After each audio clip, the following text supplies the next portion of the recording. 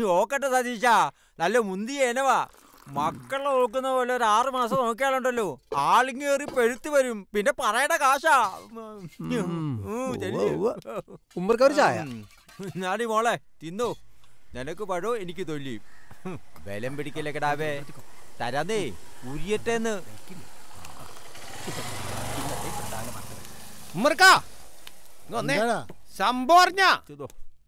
ഭാസ്കരന്റെ മോളുടെ കാര്യല്ലേ, അത് ഞാനറിഞ്ഞു. ന്യൂസിലേക്കായ ആ പെങ്കൊച്ചിനെ കുറിച്ച് പറയുമ്പോ എന്ത് നാവായിരുന്നു. മിടിക്കുകയാണ്, അടക്കമുണ്ട്, ഒതുക്കമുണ്ട്. എന്നിട്ടിപ്പ എന്തായി? മിണ്ടാപ്പൂച്ച കലോടച്ചില്ലേ? നല്ല മുൻകുള്ളൊരു പെൺകുട്ടിയായിരുന്നു കേട്ടോ.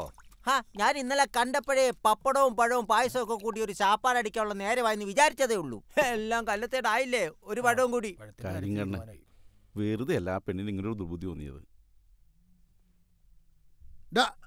കൊറേ നേരമായല്ലോ രണ്ടും കൂടി ഏർപ്പാട് തുടങ്ങിയിട്ട്. മതി. പറ്റി ചോദിക്കുമ്പോ എണ്ണ ഉണ്ടാവൂല, കാശും ഉണ്ടാവൂല. വെറും വയറ്റിൽ തട്ടിവിട്ടാലേ വീടെത്തൂല. പിന്നെ കൂടെ ഉള്ളതേ നാൽക്കാലിയാണ്, അതിന് വഴി സാധിക്കാം.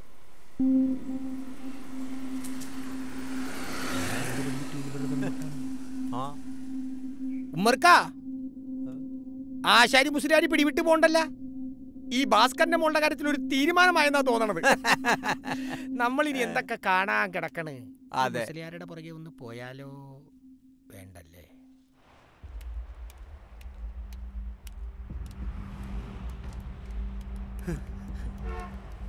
കരീംകാ, ഞങ്ങളുടെ കൊച്ചിനൊരു തെറ്റ് പറ്റിയതാ.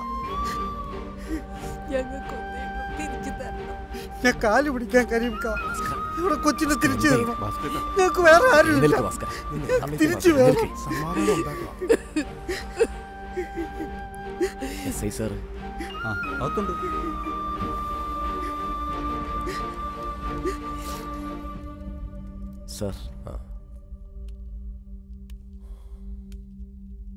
ഇരിക്കേ.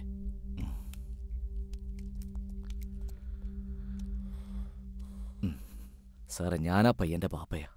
മനസ്സിലായി. എന്താ നിങ്ങളുടെ തീരുമാനം? അവരുടെ രജിസ്റ്റർ നേരത്തെ കഴിഞ്ഞതാണ്. നേരത്തെ എന്ന് പറഞ്ഞാൽ 6 മാസം മുമ്പ്. ഇനി വേർപിരിക്കുക എന്ന് വെച്ചാൽ പ്രയാസ. ഡിസിഷൻ അവരെടുക്കണം. പക്ഷെ സാർ, അവർക്ക് വേറെ മക്കളില്ല. ആകെ ഉള്ളത് ഈ പെൺകുട്ടി മാത്ര. സാറിനറിയാലോ, ഞങ്ങളാണെങ്കിൽ 2 മതക്കാരും. സിറ്റുവേഷൻ എനിക്ക് മനസ്സിലാവുന്നുണ്ട് സാഹിബേ. പക്ഷെ ഞങ്ങൾക്കെന്ത് ചെയ്യാൻ കഴിയും? കേസ് രജിസ്റ്റർ ചെയ്ത് കോടതിയിൽ ഹാജരാക്കിയാലും പെൺകുട്ടിയുടെയും പയ്യന്റെയും താൽപ്പര്യത്തിനാണ് നിയമസാധുത.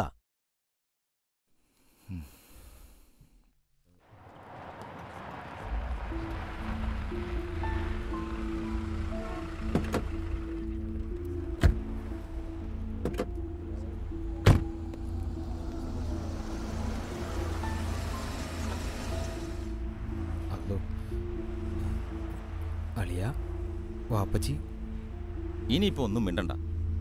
ഇങ്ങനൊരു സിറ്റുവേഷൻ അഭിമുഖീകരിക്കേണ്ടി വരുമെന്ന് അളിയൻ അറിയാറുന്നല്ലോ. എല്ലാം ഫേസ് ചെയ്തോ. അളിയൻ കാരണേ വാപ്പിച്ചിയുടെ മുമ്പിൽ എനിക്കുണ്ടായിരുന്ന കംപ്ലീറ്റ് ഇമേജും പോയി കിട്ടി. എല്ലാം ഞാനും അറിഞ്ഞോണ്ടാന്നാ വാപ്പിച്ചിയുടെ വിചാരം. അത് രാവിലത്തെ ഉമ്മച്ചിയുടെ സംസാരത്തിൽ മനസ്സിലായി. വാ ഇറങ്ങ്.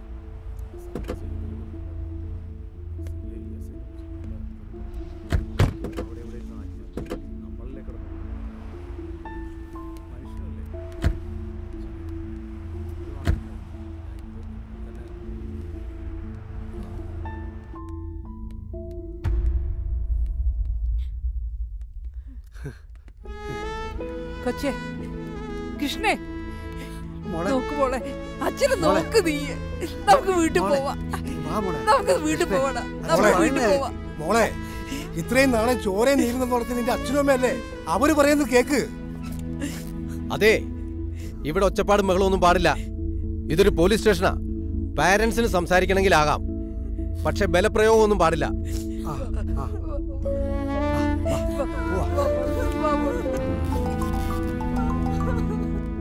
ഹലോ, ആരാ? റൈഹാനെ, നീങ്ങ വന്നേ. വാ. ആ ശരി, പിന്നെ വിളിക്കാട്ടോ.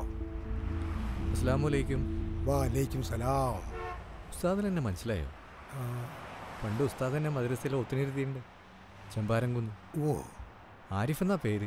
ഓർമ്മ കിട്ടുന്നില്ല. ഉസ്താദിനിപ്പോൾ എവിടെ ജോലി? ജോലി ഇപ്പൊ ആശാരിപ്പണിയാ, കാർപ്പൻ്റർ.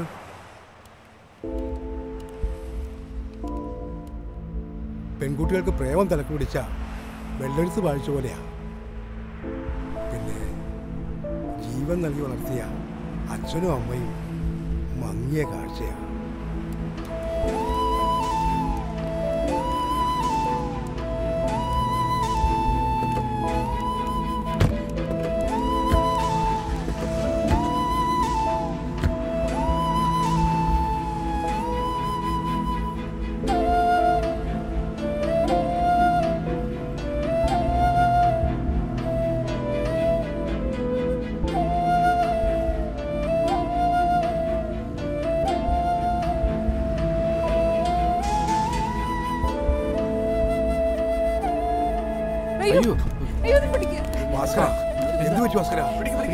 സന്തോഷേ, വണ്ടി എടുക്കടാ.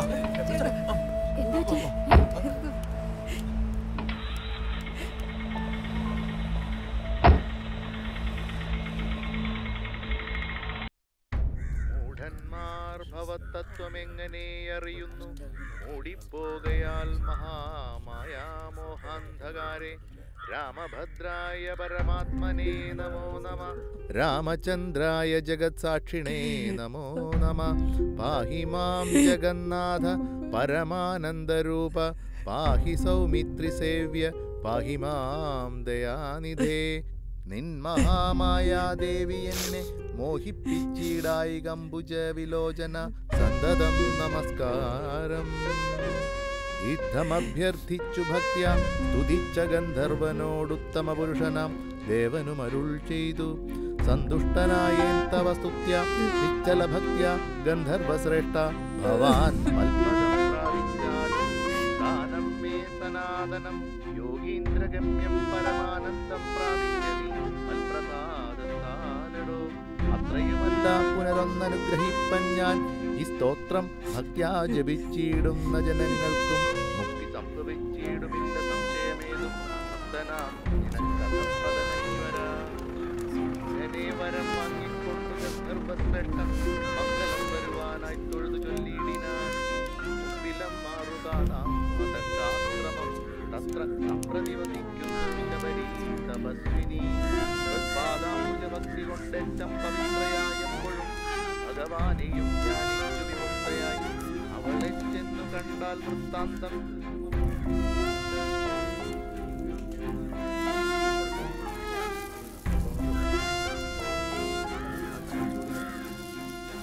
ഭാസ്കര, പുറത്തുനിന്ന് ആരെങ്കിലും വരാനുണ്ടോ? എൻ്റെ കൊച്ച് ഉസ്താദിൻ്റെ കൊച്ചിനെ ഒന്ന് അറിയിക്കണം.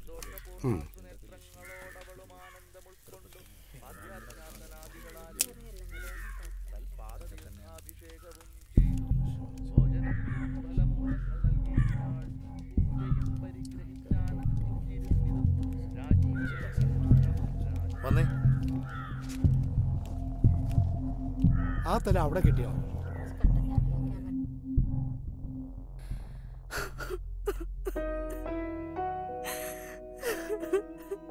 കാണണം.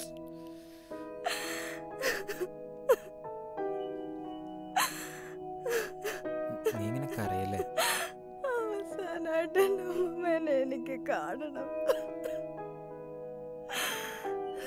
ഞാൻ കാരണം എൻ്റെ അമ്മമ്മ ഭാവിയാ. ഞാൻ എൻ്റെ അച്ഛനെ അമ്മേനെ എനിക്ക് കാണണം. നീ ഒന്ന് സമാധാനപ്പെടും. ഉറപ്പിച്ചൊന്ന് വന്നോട്ടെ, നമുക്ക് പോവാം. എനിക്കിപ്പോ കാണണം, കണ്ടേ പറ്റൂ.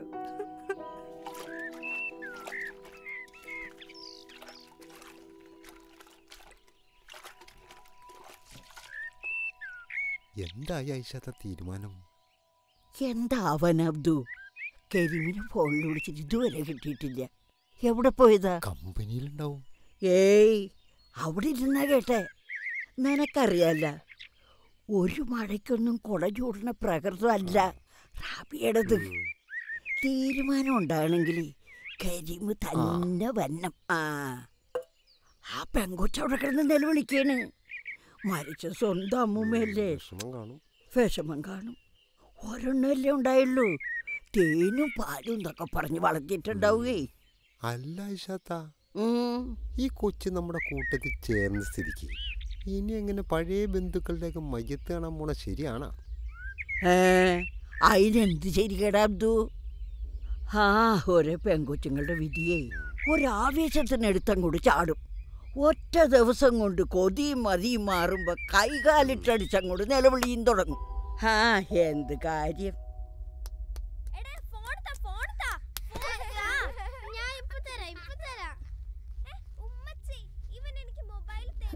കുടുംബത്തിലെ സമാധാനം മുഴുവനും പോയി.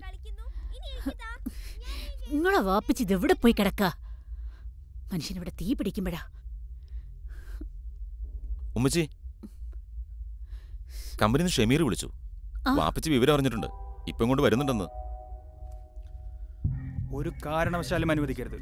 വന്നാ തടയണം. എന്ത് പ്രശ്നം ഉണ്ടായാലും. മരണവീടാണെന്നൊന്നും ആരും കരുതണ്ട. അതെ, ആ ഒരുമ്പെട്ടോള് കൊന്നതാ. അല്ലെങ്കിൽ ദേവകേമ മരിക്കാൻ എന്തായിരുന്നു അസുഖം? അവളുടെ ഒടുക്കത്തെ ഒരു പ്രേമം. സന്തോഷേട്ടാ, എന്താ? ആ പെൺകുട്ടി വരുമ്പോ കാണാൻ സമ്മതിക്കില്ലെന്നാ അവര് പറയണേ. ഇനിയിപ്പോ എന്താ ചെയ്യാ? നീ വന്നേ.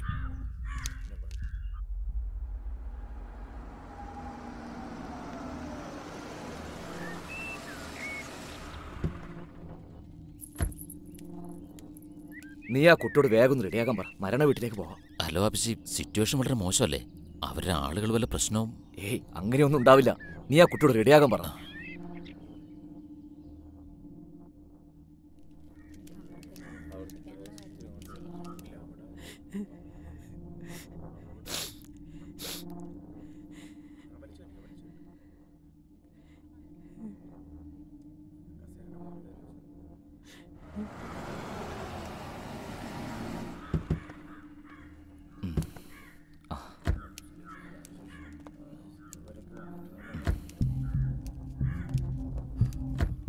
വാ മോളെ.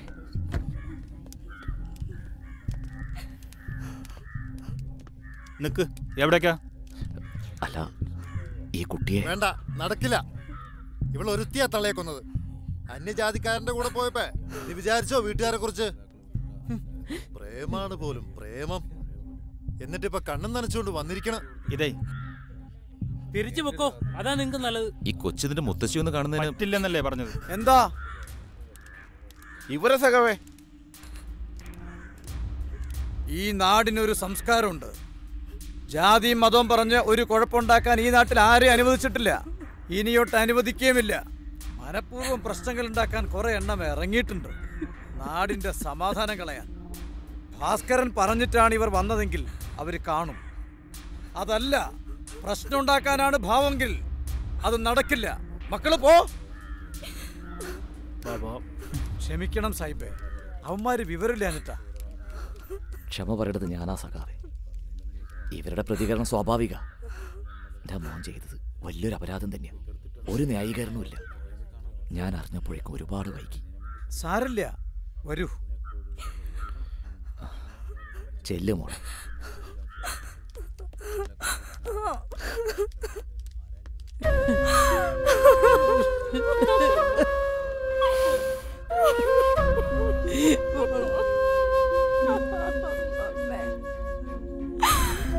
Ha ha